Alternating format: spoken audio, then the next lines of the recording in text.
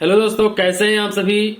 I hope कि आप लोग अच्छे होंगे। जेएसएससी जेई का एग्जाम जो है कल से यानी कि 23 तारीख से स्टार्ट हो जाएगा।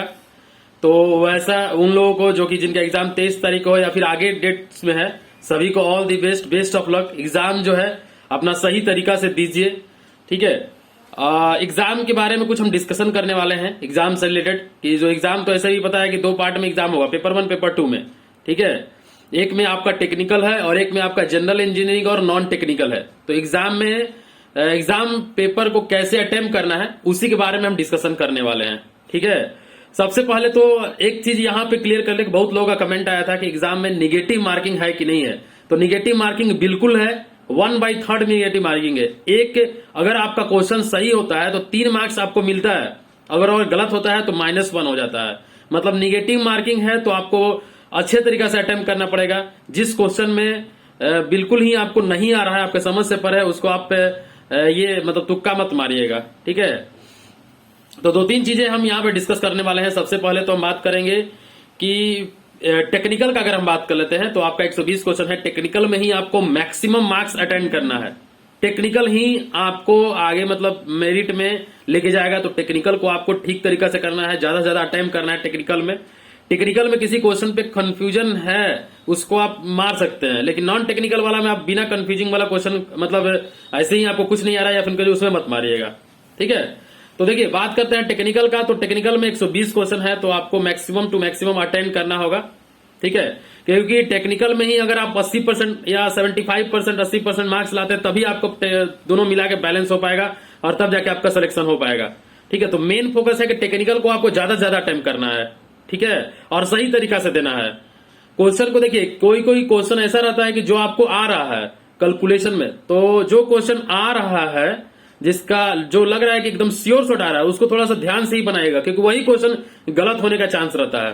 क्योंकि घर आके देखिएगा तो पता चलेगा कि ये क्वेश्चन आ रहा था लेकिन गलत हो गया एग्जाम में। तो क्वेश्चन को सही तरीका से पढ़िएगा। एक क्वेश्चन होता है कि which of the following is correct, एक होता है question which of the following is not correct. तो इसमें से नॉट ये सब भी आपको देखना पड़ेगा। कोई फॉर्मूला होता है, हो सकता है एक बार में आप स्किप कर दिए। तो पहले क्या करना है, जैसे ही आपको पेपर मिले वैसे ही सबसे जो क्वेश्चन आ रहा है पूरा 1 से लेके 120 क्वेश्चन में जो क्वेश्चन पहले आ रहा है आपको जो इजी लग रहा है एक बार पूरा कर लीजिए। जो क्वेश्चन में थोड़ा सा भी डाउट है या फिर टाइम लग रहा है उसको बाद में करिएगा।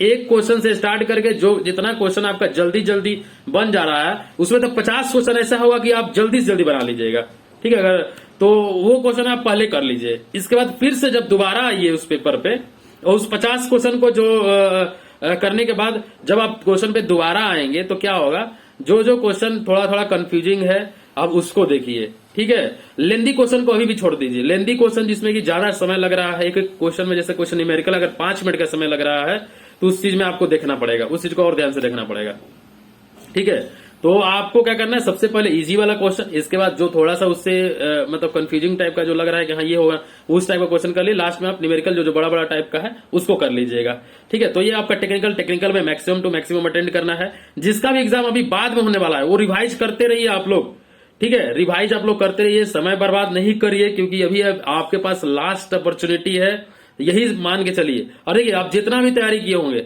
चाहे आप 60% पढ़ के गए हैं, चाहे आप 70% सिलेबस खत्म किए, 80%, आपका सिलेक्शन उतना ही में होगा, ठीक है। आप पॉजिटिव माइंड से ही जाइएगा। रिवीजन जो है अभी भी आप कर सकते हैं, क्या दिक्कत है। अगर आप ऐसा सोचते हैं कि नहीं हम यहाँ पे हैं, ट्रेन में है तो हम नहीं पढ़ सकते हैं, हम सेंटर पे जाएंगे तो नहीं पढ़ सकते हैं, तो ऐसा कुछ नहीं है। जहां भी करिएगा एकदम इत्मीनान से पढ़ सकते हैं। कोई ऐसा क्या दिक्कत है आपका, अगर 1 घंटा में 1-2 क्वेश्चन अगर निकल जाता है, अगर याद हो जाता है या फिर रिवाइज कर लेते हैं तो उसमें दिक्कत परेशानी वाली कोई बात ही नहीं है। इसके बाद हम बात करते हैं पेपर 2 में 80 क्वेश्चन आपका जनरल इंजीनियरिंग का, 40 क्वेश्चन नॉन टेक्निकल। तो उसमें आप जनरल इंजीनियरिंग में जो जो इजी क्वेश्चन है उसको पहले करिएगा।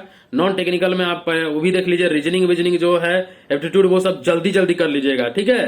वो क्वेश्चन उस पर आप जरूर फोकस करिएगा, क्योंकि वो क्वेश्चन श्योर सही होने वाला क्वेश्चन है, ठीक है। तो उसको आप स्किप ना करें। साइंस का क्वेश्चन हो गया या फिर आपका रीजनिंग, एप्टीट्यूड, ये सब का क्वेश्चन हो गया, तो ये सब क्वेश्चन को आप कर लीजिएगा। कंप्यूटर का क्वेश्चन कर लीजिएगा, ठीक है। जितना भी हम कंप्यूटर का पढ़ाए हुए हैं, ठीक है, उसको 2 के स्पीड में करके आप पूरा का पूरा देख लीजिए 1-2 बार। आपको कंप्यूटर से उसी में से क्वेश्चन आने वाला है। फिजिक्स केमिस्ट्री पढ़ाए हैं, इन्वायरमेंट अभी दिए हैं, तो वो सब भी आप 2-2 का स्पीड कर करके 1-2 बार सुन लीजिए। काफी क्वेश्चन उससे आने का चांसेस है, ठीक है। बाकी जो हम अभी बताए हैं आपका जो प्रैक्टिस सेट कराए हुए हैं जनरल इंजीनियरिंग का, उसका भी आप जल्दी जल्दी करके देख सकते हैं। ठीक है। बाकी आपको रिवीजन ही करना है, मेनली रिवीजन करना है सभी चीजों को। ठीक है। बस इतना आपको ध्यान रखना है कि जितना आप तैयारी किए हैं सिलेक्शन उतना ही में होना है, सिलेक्शन उतना ही में आपका हो जाएगा। ठीक है। और जिसका एग्जाम 3 तारीख है उनके पास बहुत ज्यादा अभी भी समय है, अभी हमको लग रहा है 10 दिन का समय है, 10 दिन में बहुत कुछ कर सकते हैं वो। ठीक है। हाँ ये तो है कि मतलब वेरियस डेट्स में एग्जाम हो रहा है, मतलब बहुत सारा डेट में एग्जाम हो रहा है, तो नॉर्मलाइजेशन हो सकता है, होगा ही। बिना नॉर्मलाइजेशन के कैसे हो सकता है, इक्विवेलेंट मार्क्स नहीं आ सकता है, तो नॉर्मलाइजेशन तो होगा ही होगा इसमें। ठीक है। आई होप कि आप लोग का एग्जाम जो है बहुत ही अच्छे तरीका से हो और आपका सिलेक्शन जरूर होगा इसमें। ठीक है। बस आप क्वेश्चन को थोड़ा सा ध्यान से पढ़िएगा। ठीक है। क्वेश्चन को ध्यान से पढ़ के ही उसका आंसर करिएगा। तो इतना ही कहना चाहेंगे, सभी लोगों को एग्जाम के लिए ऑल द बेस्ट, अपना एग्जाम सही तरीका से दें। और बाकी हम ऐसे ही आप लोगों को अपडेट करते रहेंगे। कल का क्वेश्चन आएगा तो उसमें भी देखिए, जहां तक क्वेश्चन हमको मिलेगा। ठीक है। जिसके पास जो कल किसका एग्जाम है जरूर से जरूर कमेंट करके बताएं कि कल किसका एग्जाम है।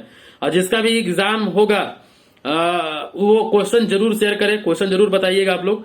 ठीक है। तो इतना ही कहना चाहेंगे। Thank you for watching this video. Have a nice day.